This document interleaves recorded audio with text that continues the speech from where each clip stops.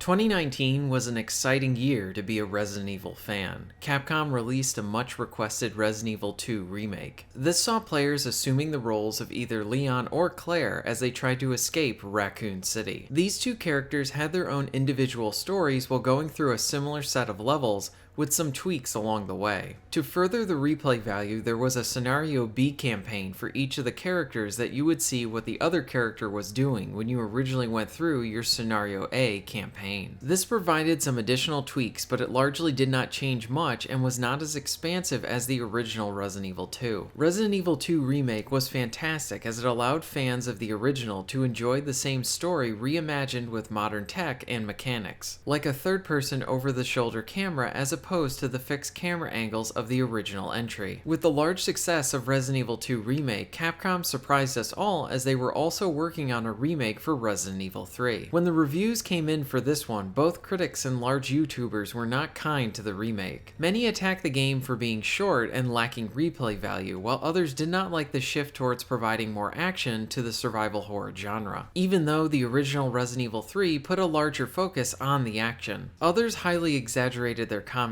towards the game in regards to Resident Evil never having good combat to begin with, or complaining that Jill does not run at full speed away from Nemesis in the initial chase sequence. These last two comments are not true, and that these remakes have provided intense and impactful encounters, especially with the satisfying bullet damage, and Jill was not running at full speed in the first chase sequence because she was limping from being hurt. I found the comments about the lack of replay value and attacking the game's length odd because the PS1 Resident Evil games were never very long games to begin with, but rather games that rewarded the player for learning the areas and playing more efficiently with each playthrough, and providing the player with additional items. Resident Evil 3 Remake makes efforts to provide incentive for multiple playthroughs through its unlocked difficulties along with the endgame shop. After you beat the game on hardcore, you will unlock Nightmare mode, and in this mode the enemies hit harder, the placement of the enemies change, along with the placement of items that you would pick up. Nightmare subverts what you would expect from initially playing the game on standard or hardcore and changes the campaign enough to make it feel fresh. This is done again in the unlocked Inferno mode as well. As you complete in-game challenges, you will earn points that you can spend in the shop, and these provide you with useful items, early access items, and new weapons to assist you in completing the game on the harder settings. While Resident Evil 3 Remake took me 7 hours on my initial playthrough, I have played through it several times again because of the quality replay options. Many initial reviews wrote off the game's replay value without fairly presenting what the game actually had to offer. It would be one thing if the remake of 3 did not offer the difficulty options that change the game along with the endgame shop that provides you with rewards worth earning, but 3 does provide those options and they greatly extend the game's life. Along with that, many did not bother to cover the Resident Evil Resistance mode that is packaged in with Resident Evil 3. I found this omission from many reviews rather odd since many of the same reviewers that omitted discussing the multiplayer mode also complained about the game lacking in content. How is that even fair to say if you didn't even bother to try the entire experience that you get when buying Resident Evil 3? I could understand not mentioning Resident Evil Resistance if it was sold separately from Resident Evil 3, but both of those experiences are packaged together and there are no options to buy them separately. Now, while I have many issues with how many reviewers attack this game, I do want to state that I love Resident Evil 3 Remake and I also identified areas for it to improve. My objective with this video is to present this game as fairly as I can and to give you all the information as I present what I love about this game and what I found to be a flaw. Ladies and gentlemen, I present to you my review for Resident Evil 3 Remake.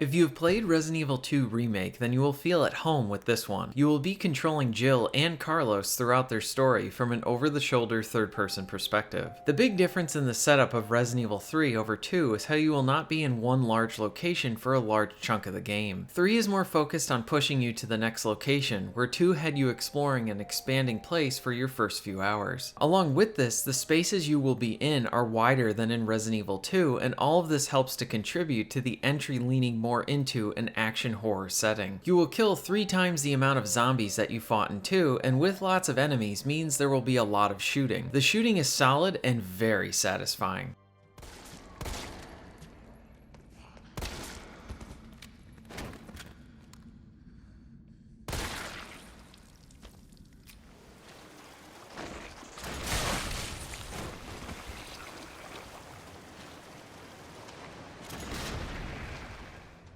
The explosive headshots and bullet damage is as disgusting and satisfying as it was in Resident Evil 2. The one downside is that it's a bit toned back, that you cannot blow off limbs like you did in 2 and watch them dangle and then fall off. In 3, if a limb is blown off, you will see a giant blood splatter. This is a bit disappointing, but I'm guessing this is the sacrifice the developers had to make to get more zombies on screen and maintain a steady frame rate. You get some nice guns to use as well. You have a few handguns, a machine gun, the deadly shotgun, grenade launcher, magnum, and a few grenades. The grenade launcher is the most unique in the different ammo types you will get to find and create. You can fire off incendiary rounds, explosive rounds, acid rounds, and mines. The shotgun was always my go-to weapon because it had a nice range and spread on it, making it a nice weapon to use when you quickly need to dispatch some enemies and get to safety. The knife does return, and while this knife does not break like in Resident Evil 2, I found it to not be as useful. It seems to take a lot longer to kill enemies with it, and not being able to cut off limbs in gross detail is kinda disappointing. But it is a good way to save on ammo and see if a zombie is actually dead or waiting to surprise you. The knife and the grenades cannot be used to assist you if you get grabbed by an enemy this time around. Instead, RE3 gives you the ability to do a dodge roll to avoid an attack. This takes some getting used to, and it was something that I needed to practice before I could really get it right. If you can get the timing right, you will avoid an enemy's attack, and this will allow you to follow up with a slow motion quick aim to get a few shots in. I do miss being able to use the previously mentioned items as defensive items, but the dodge roll rewards you for your skill and it's satisfying to pull off. While there is more action here, you do not want to play this game like any third-person shooter. Resource management is key, and with that I found a lot of enjoyment in the exploration. The first area of the game gives you a nice chunk of the city to explore. This area sort of plays out like the RPD in 2, but in a different setting. You will find items to use like the lockpick to help you open up locks and further your exploration, along with finding and unlocking shortcuts. I love this area especially for the first area of the game, as it lets you take in the setting before the rest of the game turns into a roller coaster. I will get into this more in my flaws section of the review, but I do wish that this area was either bigger or that there was another area like it later in the game. The areas following the city section are very linear with some exploration. You get to see a nice variety of locations. Some let you explore a bit and others are just used for set pieces. Each location is rather memorable, from the city to the sewers all the way to the research lab.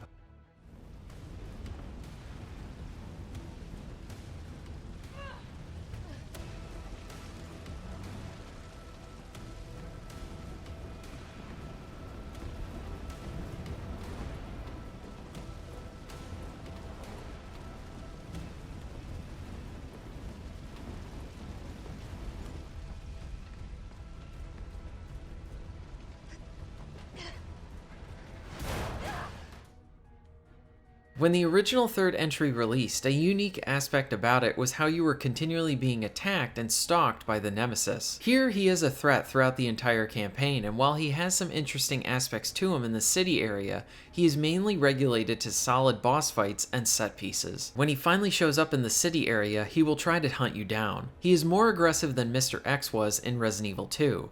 Nemesis will run towards you, and he will occasionally use his tentacles to grab you and pull you towards him. On the standard difficulties, you can use one grenade to stop him, but on the harder settings, you'll need to use 2 or more grenades. When you stop him, he will drop a supply container that will either contain more ammo for you or a weapon upgrade for your pistol. I really like how you were rewarded for deciding to fight him. Downing him also gives you some time to run away as well. What is interesting is that since there are a few routes for you to take in the city section, this will affect how he will come after you, you, and you cannot really escape him. You can only fight him or run away for a bit. I did notice that while he doesn't follow you into certain stores, this isn't always the case. I went to a safe room and was surprised that he followed me into it, preventing me from saving. I enjoyed how Nemesis was in the city sections, but I do wish that this was further explored to make it more dynamic. I feel like they scratched a lot of the surface for this guy, but there's still a lot of potential there. I had no complaints with several of the boss encounters with him. Each of the encounters was a nice dance between managing him, conserving my ammo, and managing my healing supplies.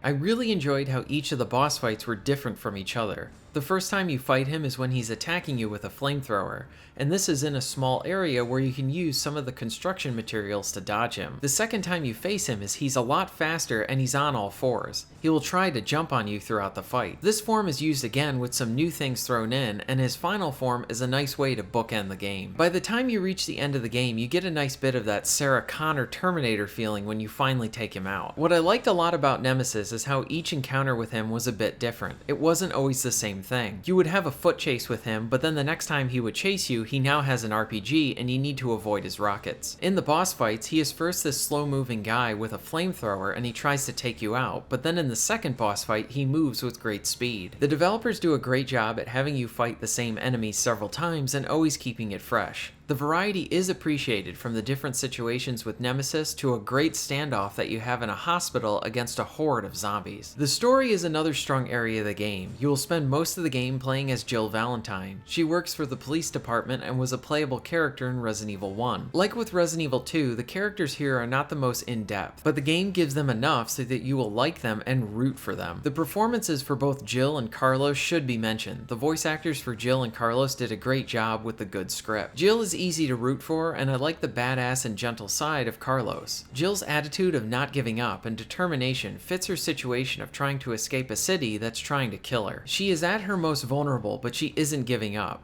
There are some nice smaller moments throughout the story that help to show that the city is something that she knows, and she knows the people there as well. This is best seen when you run into the gun store owner. Kaboom! Shit, Jill. Kendo, you're all right. Yeah, all right's a stretch. Sorry, I got a little jumpy there. Didn't know quite what to expect. No shit. Look, we're using the subway to get people out of town. You in? Subway.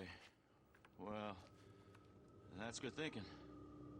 When we get out, there's gonna be a lot to do. We could use a man of your skill set. What's wrong?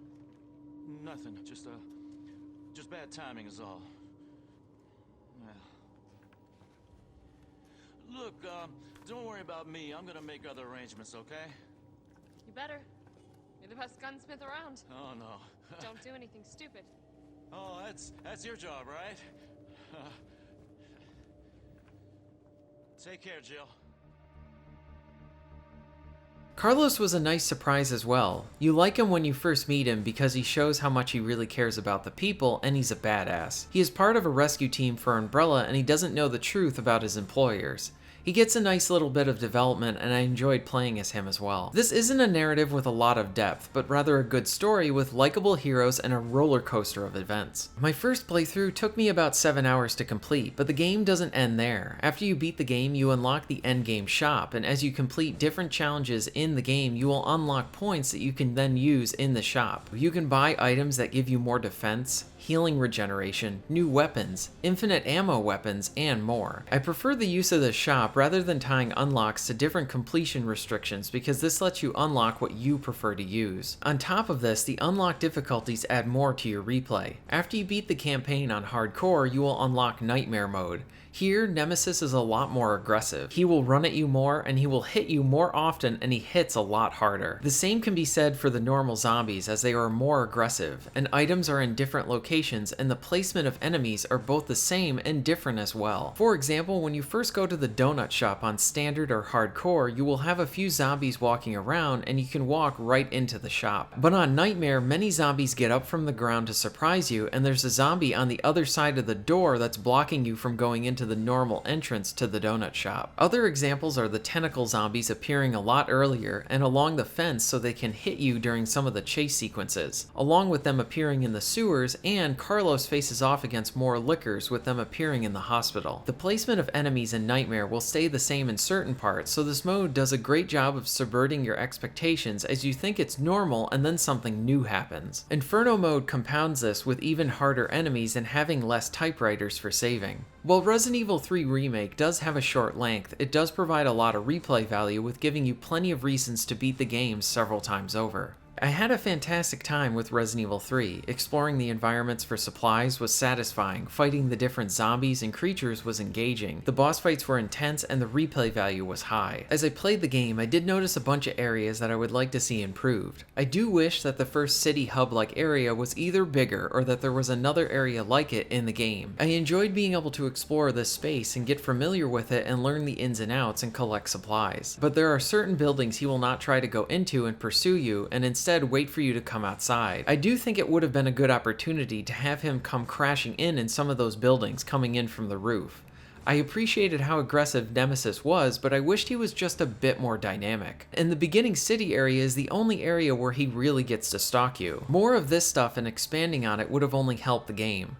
And I think with this, I think more sections like this would have helped to lessen the blow for fans that didn't like that areas from the original were not used in the remake. I think the pacing is great in Resident Evil 3, and I wouldn't want it to get bogged down, so if additional areas could help to be added and keep that same great pacing, then I'm all for it. On the other hand, I completely get the frustration with not having previous areas in this remake. As I said, I love the pacing, but I also want another large area to explore and find shortcuts, and I think maybe including a version of the park from the original game, but doing it in this way would have been a good idea. While this game does include another option to play with Resident Evil Resistance, I do think it was a huge missed opportunity to not include a raid or Mercenaries co-op mode. Mercenaries was first introduced in the original Resident Evil 3, and I have enjoyed that mode each time it has appeared. The developers could have used all the environments from 3 and 2 to give us a good amount of levels to enjoy. I do think it would have been good if they included some type of exploration survival mode where they used all the levels from Resident Evil 2 and 3. You could start out with nothing and then you try to survive in the levels, collecting supplies and fighting enemies. Lastly, I do want to make a suggestion. I do think it would have been great to include an unlocked mini Carlos campaign where you see how he got into Raccoon City and set up the survivors in the subway. Having more Carlos would have only expanded the world and give us some more time to be able to see the Umbrella villains. As I played the game several times, I noticed these flaws and areas to improve on, but I also had a blast with this game. The campaign provides so much replay value that I never got tired of playing it. Surprisingly, I enjoyed the multiplayer as well. Many reviewers did not bother to discuss this mode in their reviews, and I wanted to make sure to touch on it here. Resident Evil Resistance is an interesting multiplayer mode. You either play as the survivors or as the mastermind. As the survivors, you will be in a team of 4 as you try to complete tasks in 3 different areas and then escape. As the mastermind, you will be controlling all the cameras and can place different zombies and creatures down to stop the survivors. The survivor gameplay is similar to the normal Resident Evil Remake gameplay. You will be searching for items, finding ammo, and completing different tasks to win. Throughout the match, there will be these supply zombies that you will want to hunt down because they give you these useful items and weapons.